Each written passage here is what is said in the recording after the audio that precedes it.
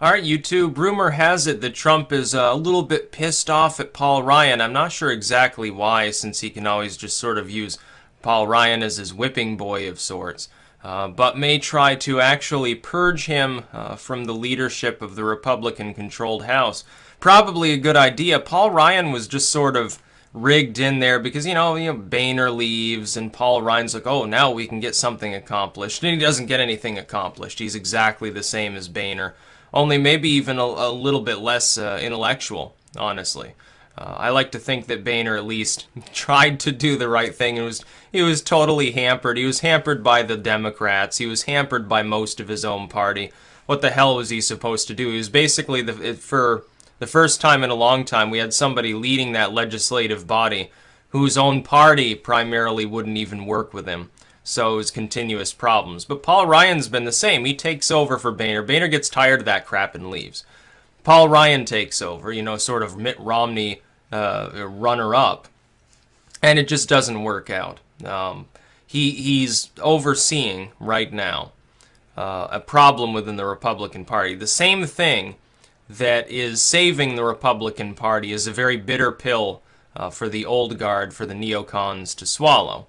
What they need is somebody in that role as Speaker of the House who's not a neocon. They need to get one of the new right Republicans, someone like I think Rand's in the Senate, so he can't do it, obviously. But there are others, some Freedom Caucus member or something like that, who would have to take the reins. The neocons are dying out.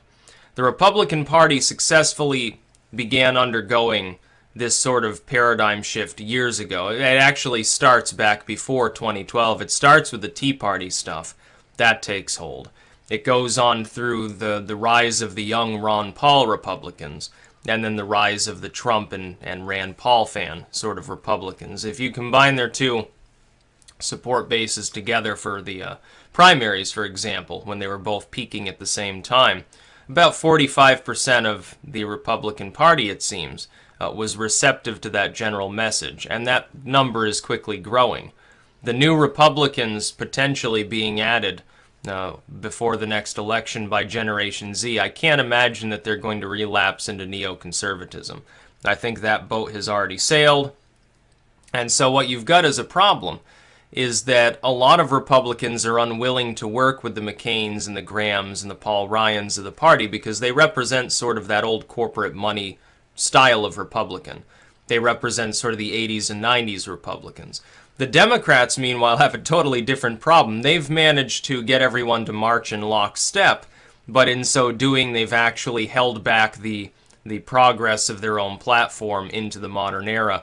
That's why they lost the last election, mainly. So we've got the tale of two parties here. One party has problems with being in power because it hasn't fully made that transformation, but it's already taking steps to transform itself. Bodes very well for being elected, not so well for actually governing once you get elected. On the other side, we have a party that is unlikely to actually gain power because they never underwent that transformation, but in their position is capable of being stable and more or less homogenous. What the Republican Party needs to do, what Trump needs to do, is ally with the new right sort of Republicans, with the Rands of the party, with the Amashas of the party, and so forth. Maybe even reach an olive branch out to more of the sane, like the Jim Webb Democrats, to continue being able to govern in the wake of having to do this, to prevent the possibility of impeachment. The Republicans rise up against their own president or something, and try to get Mike Pence in there or something to kick him out and get someone else in. He needs to stave that off. And he needs to urge the Republican Party to continue the transformation that's already begun. Because the old guard neoconservatives can't win elections anymore. They couldn't even win the primary. They lost out against what is somewhat rightly cast as a reality TV star, which shows you how weak they were. This is why Hillary Clinton needed the DNC to cheat for her, to pull out all the stops to get her nominated against a socialist. They resisted that shift in public discourse on the left towards social progressivism, actual socialism, as opposed to neoliberalism, which is basically another flavor of the neocons. The neoconservatives have lost power too. At no time during the primaries did neoconservatives regarding their various candidates who would be neocons. At no time did they have a majority of support. They had a minority of it. Trump has a significant majority of the support within the Republican sort of partisan base. And that base is going, his mere presence there is going to cause that to grow. He'll wage war on the legislature before he'll actually think about working with people who want him to do things that he knows long term are just going to fail and tarnish his reputation and denigrate his fan base. A lot of these people who voted for Trump aren't really partisan Republicans anyway. Some of them, they tend to lean towards conservatism, but they couldn't be a partisan Republican because the Republicans weren't really offering them anything different from the Democrats. What did W ever offer them that was different from what the Democrats were offering at the time? Nothing. Not one friggin' thing. What did all of the other mainline candidates in the primaries this time around? What did they offer people? What did Jeb Bush offer to anybody? Oh yeah, I'm a Bush. Oh, vote for me. Here, turtles. Something like that. The campaign style doesn't work anymore. They don't seem to realize that people use social media now. They don't really use, AM radio quite so much to get their information. And Trump realized that, and some of the others realized that. Now everybody else is trying to stand in his way, and Paul Ryan is public enemy number one among their number. He does need to be kicked out. Trump needs to try to get him replaced with somebody who actually knows what they're doing.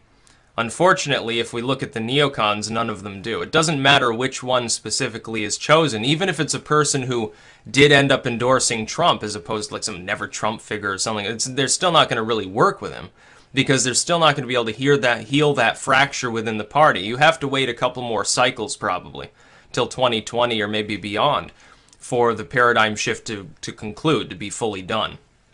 At which point the neoconservatives will be like the evangelicals of this generation, a small and dying remnant of that party's legislative body. The neoconservatives, as a total, as the number of Republican seats that they hold in the House and Senate, will decline and become a very small group of people. It'll be the old guard, big business, multinational Republicans. A few of them will linger on for, another generation or two.